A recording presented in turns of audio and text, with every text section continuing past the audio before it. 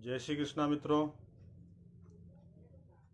आज मैं आपको माँ लक्ष्मी जी की जो आप दिवाली पर पूजा करते हैं,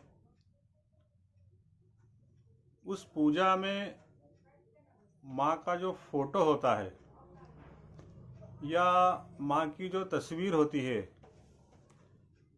या आपके घर में अगर माता जी की मूर्ति हो तो वो कैसी होना चाहिए। सबसे पहले माता का स्वरूप हमेशा सौम्य, सुंदर, स्पष्ट और मुस्कुराता हुआ हो, जिससे आपके घर में आनंद की अनुभूति पूरे परिवार को हो। लक्ष्मी जी की तस्वीर अगर आप एक बार लेकर आए हैं तो उस तस्वीर को आप बार बार बदले नहीं। तस्वीर को आप लेमिनेशन करवाएं, उसके बाद आप उसमें जिल्द करवाएं और हमेशा एक ही तस्वीर की आप पूजा करें। अगर आपके घर में खड़े लक्ष्मी जी का फोटो है तो खड़े लक्ष्मी जी व्यापारिक स्थल पर सबसे अधिक अति उत्तम होते हैं। एक बात और बताना चाहूँगा मैं आपको कि घर में हमेशा बैठी लक्ष्मी का ही सबसे ज़्यादा पूजन करें, और कभी भी माँ लक्ष्मी जी की फोटो या मूर्ति गेट के सामने बिल्कुल ना हो। इससे आपके घर में लक्ष्मी आएगी तो सही, लेकिन जितनी तेजी से आएगी उतनी तेजी से चले भी जाएगी।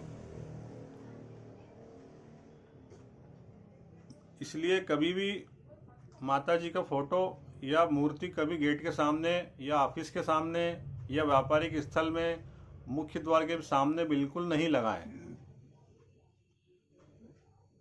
और घर पे हमेशा बैठी लक्ष्मी का ही पूजन करें और व्यापारिक स्थान पर खड़ी लक्ष्मी का। खड़ी लक्ष्मी का पूजन इसलिए किया जाता है कि लक्ष्मी आती रहे जाती रहे, आती रहे जाती रहे।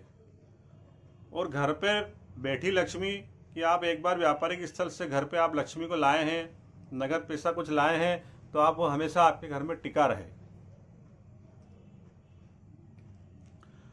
एक बात और बताना चाहूँगा मैं आपको कि घर में जो बैठी लक्ष्मी है और दुकान में जो खड़ी लक्ष्मी है, उनके पैर के दर्शन कभी नहीं होना चाहिए। पैर हमेशा माँ के छुपे हुए ही होना चाहिए। इस बात का भी आप विशेष ध्यान रखें, तो उस मूर्ति या फोटो में अधिक दिव्यता आएगी। और एक बात और बताना चाहूँगा मैं आपको, माँ के दर्शन कभी भी करें आप तो माता जी के चरणों से लेकर ऊपर सिर तक आप जाते हुए चेहरे के दर्शन करें और चेहरे के दर्शन करते हुए ख़त्म करें।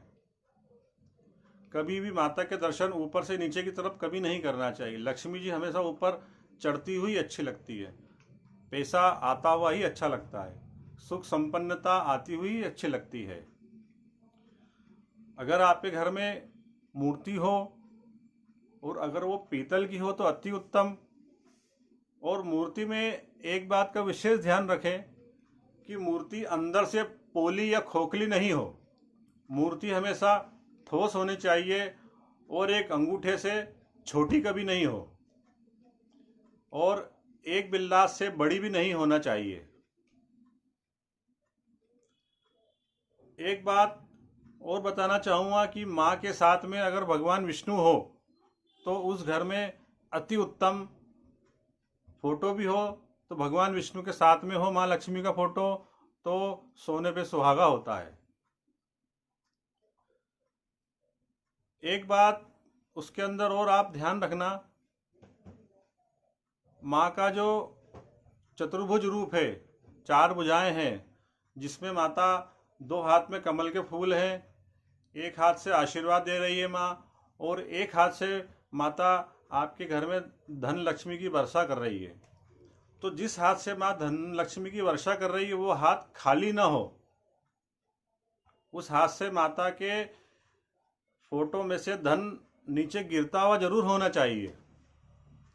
इस बात का विशेष ध्यान रखें तो बहुत अच्छे आपके घर में लक्ष्मी का आगमन होगा।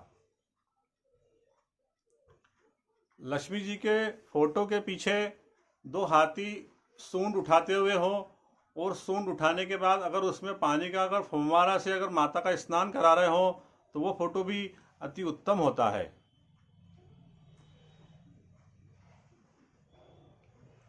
एक बात और बताना चाहूँगा मैं आपको कि आप जो हर साल फोटो लाते हो, हर साल फोटो लाने के बाद में आप उसको विसर्जित अगर सही ढंग से नहीं करते हो तो उस फोटो की क्या स्थिति होगी, इसकी आप कल्पना खुद ही कर सकते हो और उस चीज़ का आपको कितना दोष लगेगा ये भी आपको मालूम है।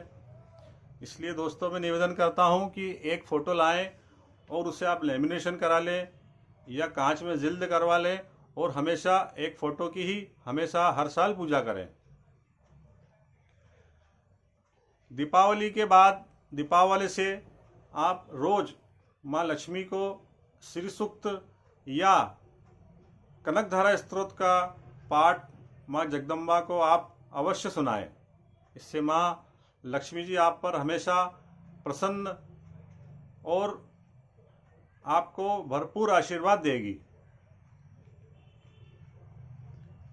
अगरबत्ती मैं आपको पहले वीडियो में भी बता चुका हूँ, अगरबत्ती किसी भी भगवान को कभी नहीं लगाएं। अगर आप लगाना ही चाहते हैं तो धूप बत्ती लगाएं और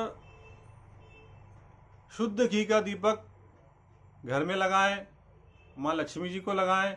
लेकिन दीपक भी उसमें घी इतना होना चाहिए कि एक बत्ती पूरी डूबी हुई हो।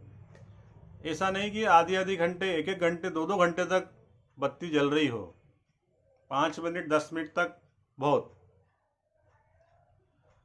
अगर आप हर शाम को रोज गाय के कंडे में गूगल की धूप दें तो भी आपके घर में लक्ष्मी का आगमन हमेशा बना रहेगा, पितृदोष की समाप्ति होगी और घर में सुख शांति हमेशा बनी रहेगी। इसलिए गूगल का धूप शाम को दिया बत्ती के समय अवश्य दें। ध्यान रहे लोभान की धुनी नहीं देना है। अगर आपने लोभान की धुनी दी तो आपके घर में अकस्मात नई नई हवाओं का आगमन होगा, जिसे शुद्ध भाषा में भूत प्रेत भी कह सकते हैं। इसलिए लोभान की धुनी हिंदू धर्मशास्त्र में कभी नहीं दी जाती है। गूगल आपके लिए अति उत्तम है। गणेश भगवान, लक्ष्मी जी और सरस्वती जी की आप अगर फोटो की पूजा करते हैं तो उसमें एक बात का विशेष ध्यान रखें, गणेश जी की सूंड बाईं ओर हो। जैसे आपके सामने गणेश जी बैठे हैं तो आपका सीधा हाथ और गणेश जी की उल्टी सूंड दोनों बराबर होगी। इसलिए गणेश जी की सूंड बाईं ओर ही होना चाहिए। एक बात और बताना चाहूँगा मैं आपको, लक्ष्मी जी का जो वाहन है उल्लू, उस पर बैठी हुई लक्ष्मी कभी नहीं लाना चाहिए। क्योंकि अगर माता लक्ष्मी जी उल्लू पर बैठी है तो स्वाभाविक है उसका वाहन है, अगर वो आएगी तो जिस स्पीड से उस स्पीड से चली भी जाएगी, क्योंकि वो वाहन पे बैठी हुई है। आपके घर में बैठी होती तो आपके घर में बैठी रहेगी और वाहन पे आप बैठे रहोगे तो तुरंत काम हुआ कि निकल जाओगे आप। इसलिए उल्लू पर बैठी हुई लक्ष्मी जी कभी नहीं लाएं। ये बात का विशेष ध्यान रखें। और माँ को हर शुक्रवार को इत्र लगाएं और मिठाई का भोग अवश्य लगाएं। इससे भी माँ की प्रसन्नता आपके घर पर और आपके परिवार पर हमेशा बनी रहेगी। व्यापारिक स्थान वालों के लिए एक बहुत अच्छी चीज़ बता रहा हूँ मैं आपको कि व्यापार में आपको अगर फ़ायदा नहीं हो रहा है, व्यापार में ग्राहकी आपके अनुकूल नहीं है, पैसा फंसा हुआ है, तो आप व्यापार में या किसी ब्राह्मण को बुलाकर अगर आप स्वयं करें तो अति उत्तम। स्वयं भी न कर सके तो आप अपनी पत्नी से, अपने बच्चों से घर पे कराएं, पर गोपाल सहस्त्र नाम का पाठ अवश्य कराएं।